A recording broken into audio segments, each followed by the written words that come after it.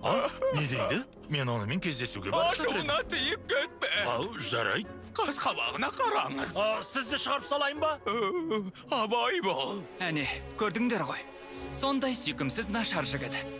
Ал мына мыстан одан асып түседі. Мұнда не мәселемен келдің? Мен Алдияр тақсыр ұлы рақымшым дегенім ғой. Бұл кемпір жайлы не ойлайсыңдар? Мәселесі бойынша келдім. Бұл Изма, патшаның кеңесшісі. Түріне қарасаң, 250 жастағы кемпірге ұқсайды. Ал мына жігіт оның көмекшісі. Оң қолы, жыл сайын өзіне жаңа көмекші алады. Бұл кейіпкердің аты Кронк. Абыржымаңыз, Изма. Иә, бұл Кронк. Соңғы кездері Изма менің тағыма отырып, ел басқаруды әдетке айналдырған. Мұны тоқтату керек. Болды, басымды қатырма. Егер әлгі не жетіспей жатса, не дедің? Азық түлік. Азық жетіспесе не бітіріп жүрсің? Бар шық.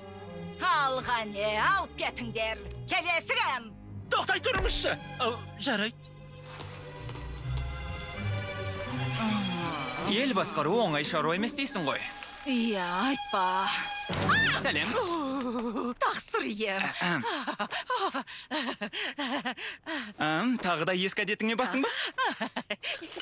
Нені айтасыз түсім? Бұл менің тағым. Мен патшамын. Ал сен патшаның уәзірісің.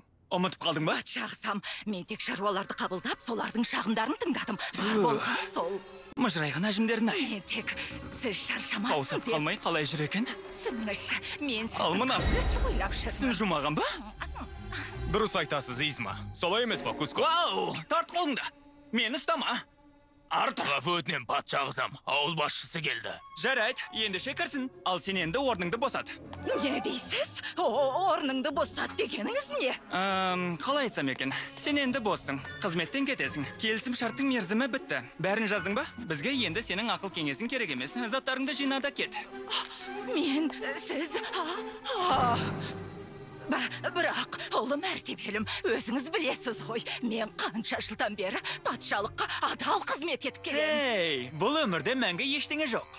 Осы қызметте 50 жыл отырдың ғой.